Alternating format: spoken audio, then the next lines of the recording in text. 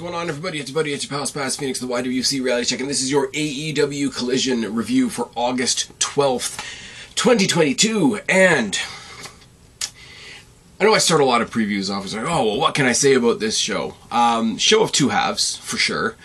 On one side, you've got, well, that's a thing that happened, and on the other side, you've got, well, that's a thing for All In. Now, All In, trying not to be as biased as I possibly can, because you guys know I'm very split when it comes to AEW. All In looks like a pretty fucking good show, doesn't it? I mean, you got MJF and Adam Cole going for tag titles before they fight each other for the main title. You've got Bucks and FTR, and half of that match is good. You've got really cool stuff happening for the ladies so far. You've got a tag team casket match with Darby Allin, because obviously Darby Allin's going to do a casket match. There is cool stuff. It's hard because they're booking for All Out the weekend after, and some stuff you can already see is being pushed to All Out, like Darby Allin versus Luchasaurus, and they've got to play this really funny game of putting some stuff on All Out that doesn't just look like it was pushed off the All In card. So they've got a lot of balls in the air. They've got a really tricky thing that they're trying to book over the next, 2 weeks of pay-per-view stuff. So I'm giving them a lot of leeway here. But there is a lot of stuff that's just stuff happening in front of me. And there's the fact that they announced that they were going to be doing this big Wembley show in the UK months ago. And we started getting matches for that card last week. That's not great. I'm sorry if WWE did it. I would say that's not great. We've had WrestleManias where there's been like a pretty limp card until like the last few weeks, and we shit on them as we should.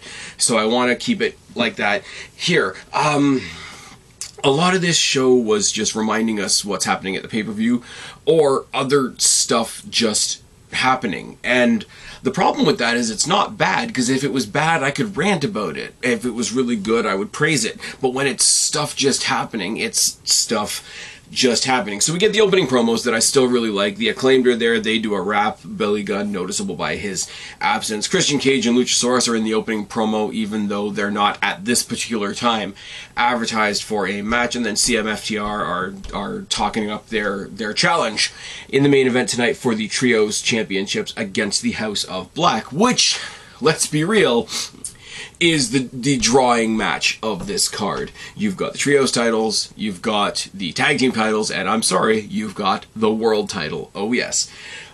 But we open it up with Tony Schiavone interviewing Ricky Starks about what happened last week, about what he did to Ricky the Dragon Steamboat, and the fact that he lashed him with his own belt and all that kind of thing. He revealed that Ricky Starks has been suspended for 30 days, but he got himself a manager's license, which is why he's allowed to still be on the show. They never say who he's managing. I kind of thought it would be cool for him to walk out during the main event to fuck with CM Punk and just sort of make up a thing. Well, I'm managing House of Black for the night, and then House of Black could have kicked his head off. That would have been funny. They didn't do that. In his promo, he says, well, I gotta be on the show. This is my show. AEW doesn't run without me, but AEW has a history of screwing the good guy, which is kind of ironic and popped me, considering who he's feuding with right now. Like I say, he's got his manager's license, and he says to CM Punk, the blood of Ricky the Dragon Steamboat is on your hands. Can you handle the cost of your W last week? When, it's a callback to what Punk said a couple weeks ago, and also when he says Steamboat's blood is on your hand, and the next thing on my agenda is to set AEW on fire. I kind of expected him to put on a hoodie at that point, but that didn't happen, and that was it. There was no response. He just walked away with his weird vest, and that was it. I mean, I know the counter-argument to that is, well, if you WWE, you get somebody doing a promo like this, and then somebody interrupts, and then you get an impromptu match, and blah, blah, blah, blah, blah. And while there are flaws in that, that's more exciting than, random asshole guy said some stuff and left. We cut to a video package on FTR versus the Bucks. I think it's funny that the fact that they keep on saying this is the feud that started like 8 years ago or whatever, which started on Twitter or whatever the case may be, but everything in the video package obviously has only been from the last 3 or 4 years, because that's all the footage that they have, because the Revival was the Revival before that. And now, it would be cool if they could use Revival footage to say, okay, you know, the Bucks were over here doing this, and have a bunch of ROH and New Japan and AEW and indie footage, and then you could say the Revival were over here doing this, and have all their awesome, like, takeover stuff and all their cool NXT stuff, and they main evented. They have main evented a pay-per-view in WWE for tag team titles, let's not forget, and then they went on to medium success on the main roster as well.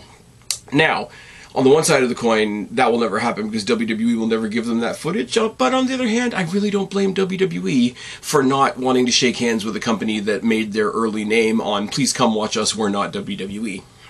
So it's kind of a give and take. So they're telling an 8-year story with 3 or 4 years of footage. So that's a bit weird. Match will be great. Don't get me wrong. What I think of the Bucks has nothing to do with their ability in the ring.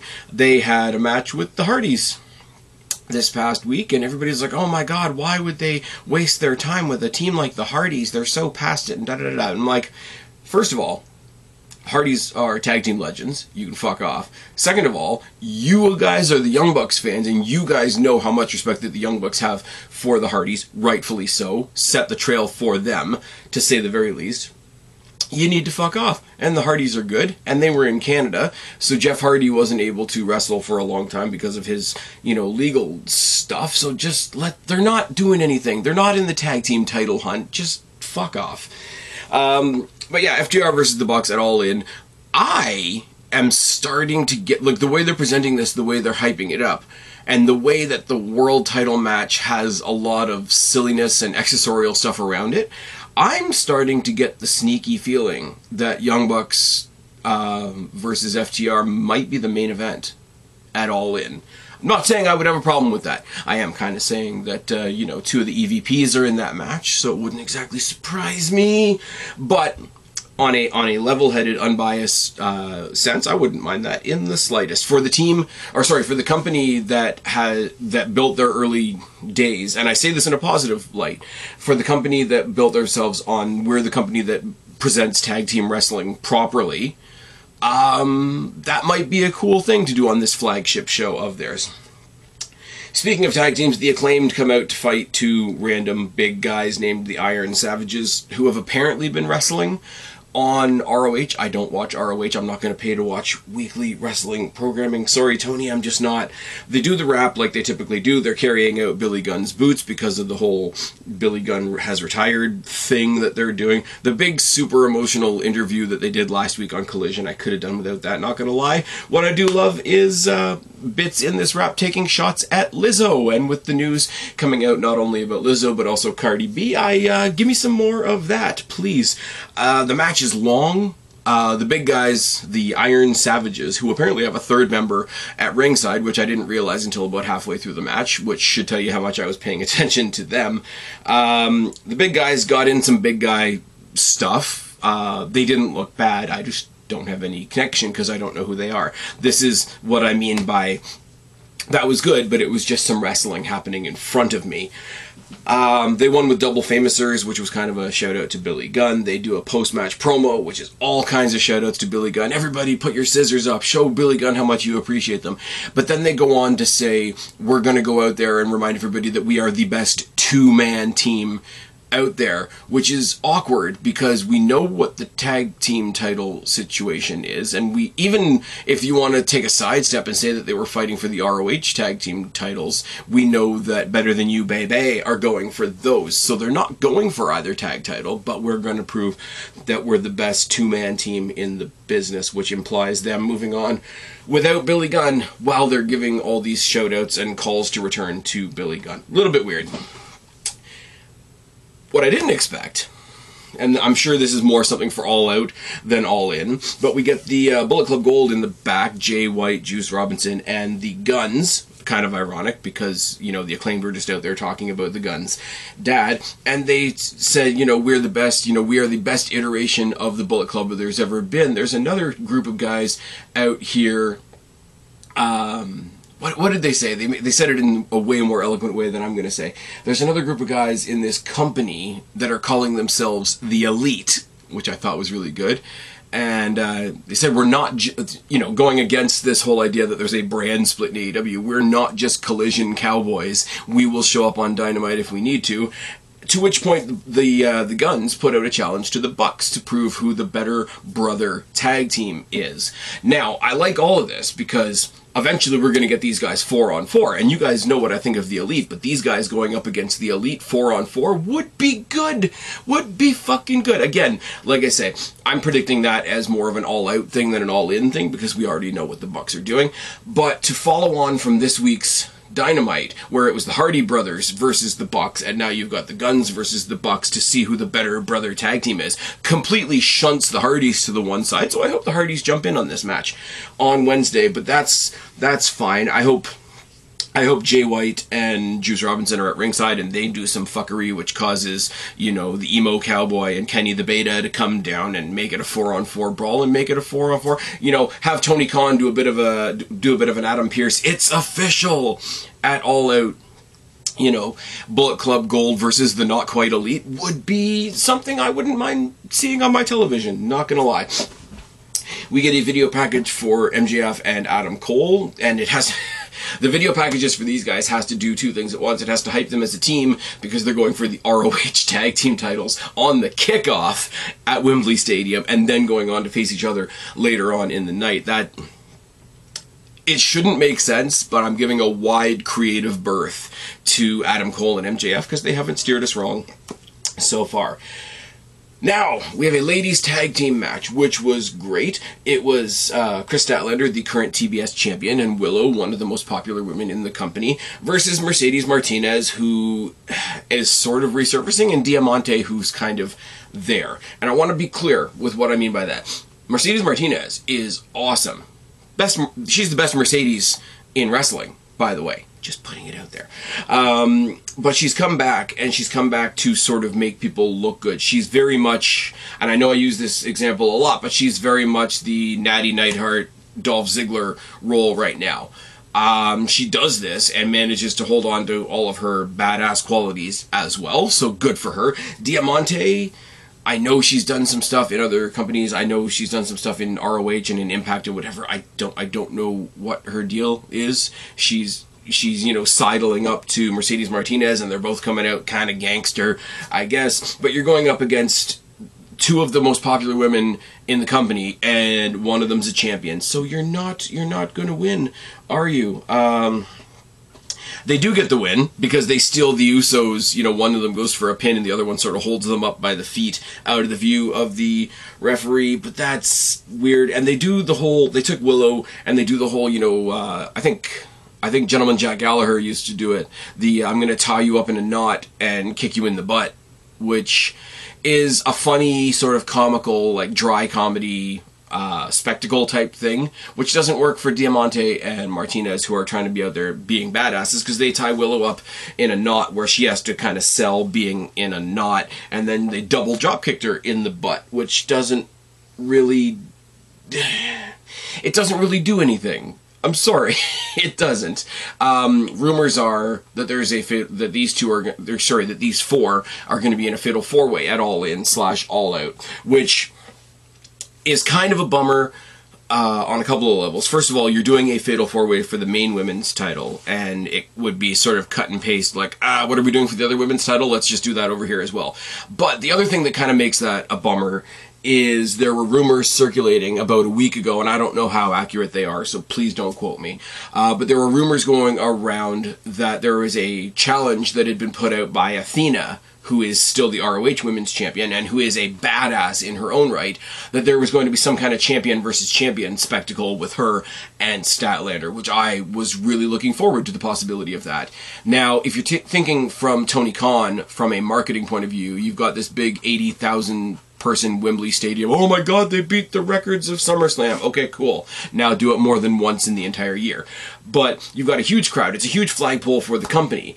And you want to give a little bit of shine to your other little company. I mean, everybody was excited when Rhea Ripley and Charlotte Flair fought for the NXT title at WrestleMania. Now, that happened in front of no people, but I digress.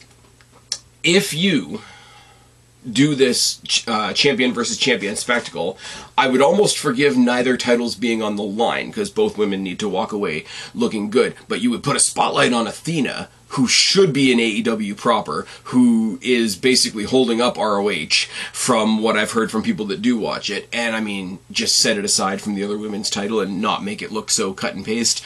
I really hope the Fatal 4-Way rumors are not true. I really hope the Statlander versus Athena rumors are true. I don't know where you put Willow in that mix. You can put her in some other exhibition match throughout the night. Yes, I know that would mean Tony Khan putting 3 whole women's matches on his pay-per-view card, but they never really sort of finalized it. But throw Ruby Soho and Willow Nightingale in a match one more time, because the other 2 members of the Outcasts are both in that Fatal 4-Way for the main women's championship that we've talked about before. Ruby Soho should be on this show as well, much like I think Athena should be on the show.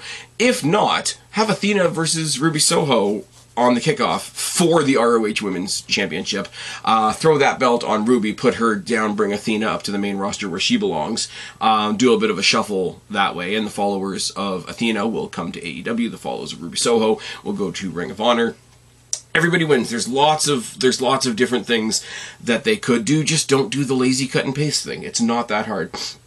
Speaking of the main title Fatal 4-Way, Toni Storm is in the back, and I don't know what she's doing right now. She's doing sort of the distressed, like sort of actress past her prime, diva past her prime thing, where she's losing her mind a little bit. I don't watch Rampage, but I am assuming Saraya beat Sky Blue. The way they set up this thing was silly. You had Hikaru Shida, who's already the champion, beat Anna Jay to get into the Fatal 4-Way for her own championship. You had Saraya beat Sky Blue on Rampage, which was predictable as hell, and I'm sorry, but Britt Baker's going to beat the Bunny this week on Dynamite. So you've got all the players that you would want in this, with the possible exception of Jamie Hayter, who's still injured to the best of my knowledge. Good thoughts out to her. But Britt Baker versus Saraya versus Toni Storm versus Hikaru Shida. The only ones missing, I guess, would be Jamie Hayter and Thunder Rosa. We don't know the status of either of them. If Thunder Rosa makes her return at Wembley Stadium, that would be a nice kick-ass maneuver as well. Have Saraya win and she gets a stare down from a returning Thunder Rosa afterwards. That would be a really cool thing. You could do the same thing with Jamie Hayter as well. Like I say, lots of options. I just want them to do something with the women's division. It's fine. Speaking of more wrestling just happening in front of you, Samoa Joe kicked the shit out of a guy named Andrew Everett, and he dragged it out a little bit and had some fun doing it. There was nothing to this match at all, so I'm going to use it as the opportunity to say I have checked out Twisted Metal, where Sweet Tooth is played.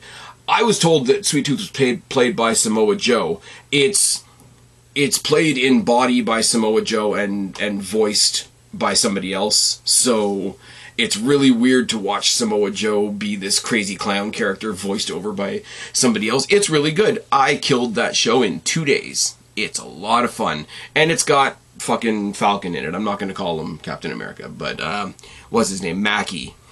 And it's a lot of fun. It's really good. Nev Campbell's in it as well, and if you guys know what I think of the Scream movies, you'll know I'll have a real soft spot in my heart for Nev Campbell. Oh, also, speaking of movies, the other thing I did on Saturday before Collision was I went out to the theaters and saw The Last Voyage of the Demeter, the immediate previous podcast to this one is my review of that video. I would love it if you guys would check that out as well. Thank you very much. Christian comes out and craps on North Carolina for a bit and says that he's better than Ric Flair. Takes some shots at Darby Allin.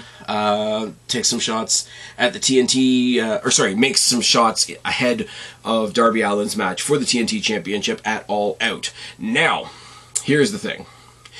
For me, you've got Darby Allin in a Buried Alive match a week before, and you're already telling us that he's going to be fine because he's got a title match the very next weekend. That's a little bit of a plot hole. Because they're in North Carolina, out comes Arn Anderson with Brock, talks about how North Carolina is hallowed ground for pro wrestling. He sort of looks at Luchasaurus, calls him a lizard or whatever. He says, you do know that he's not the champion. You're the champion. You hold that title that's on his shoulder, and I don't know. There's a bunch of nonsense between between Arn Anderson and Christian Cage, which is not what I'm tuning into wrestling for in 2023, I'm not going to lie. Christian Cage out there in his "look at me, I'm a supervillain" turtleneck is always funny. They book a not a non-sanctioned, an unannounced match for the championship between Brock Anderson and Luchasaurus. Luchasaurus kills him, and there's a post-match assault by Darby Allin with a skateboard, where Darby Allin gets onto the microphone and says, "Oh, you're a dinosaur. You've been around for 65 million years. In those 65 million years, have you ever had a skateboard shoved up your ass?" Which is fine, I guess. Darby Allin's weird. Darby Allin's really awkward when he tries to be sarcastic, and when he tries to be funny, and when he tries to be anything other than like the cool, brooding, dark character. So I don't know whether that's the move or not, but I will say dark, brooding, goth, half-dead kid versus dinosaur at All Out in Chicago will be a lot of fun. Makes me wonder what Punk is doing in Chicago, but that's another story for another day. We get an interview with Powerhouse Hobbs, and again, this is just stuff happening in front of you. He gets interviewed. He's got the literal Book of Hobbs, if you haven't been punched in the nose with the overtness already. He's talking to Tony Schiavone about how does he come back? How does he rebuild himself? How does he redeem himself? Well, you call out the Redeemer. Out of nowhere, Powerhouse Hobbs calls out Miro. And I'm thinking, okay, this is going to be your Big E special. This is going to be your two big beefy men slapping man meat match of either All In or All Out.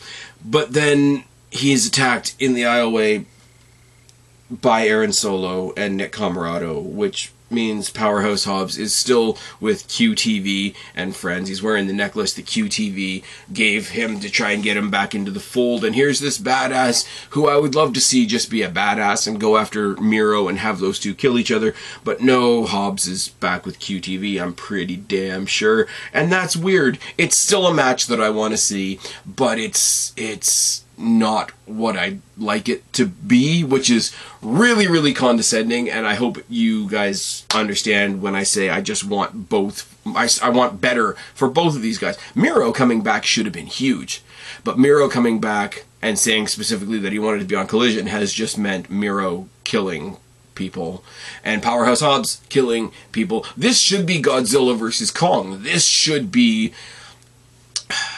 sorry, no pun intended. This should be a collision of monsters. Oh, I hate myself. But it's being used to reinforce instead the idea that Powerhouse Hobbs is still with QTV, which is a downer because the QTV thing is lame. QT Marshall is knowingly lame and knows his character and does his lame character well. And the rest of the characters in his little gaggle of idiots, they do the same thing. And there's a place for that. Don't get me wrong. The place for that is not with this monster that you're trying to book in Powerhouse Hobbs. Sorry, not for me. Not for me.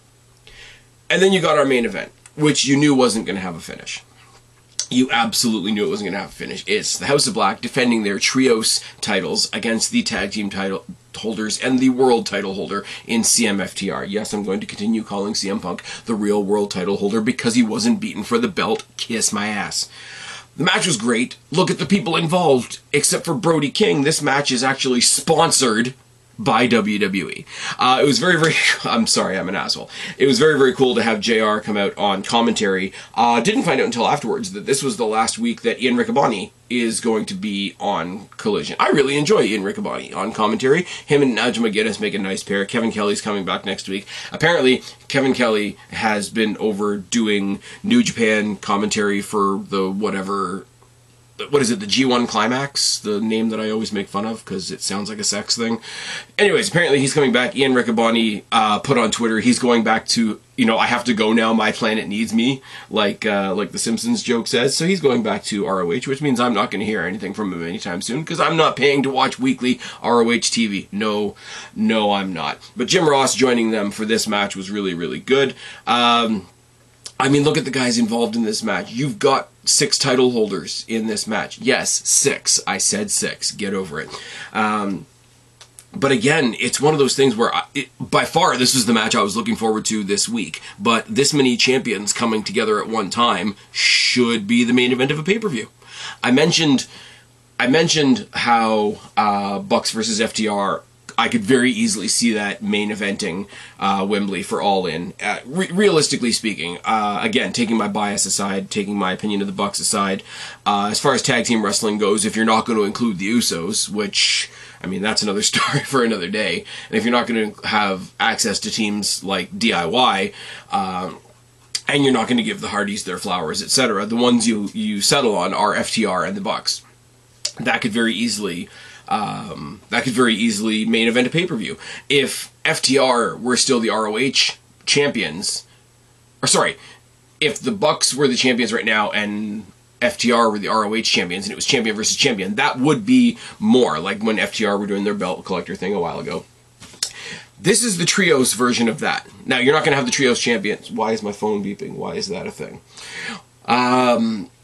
You're not going to do these guys versus the ROH six-man tag title holders, because I don't even know who the six-man tag title holders are at the moment. Is it still Mogul Embassy? I don't know, because I don't watch ROH. I'm sorry, but I don't.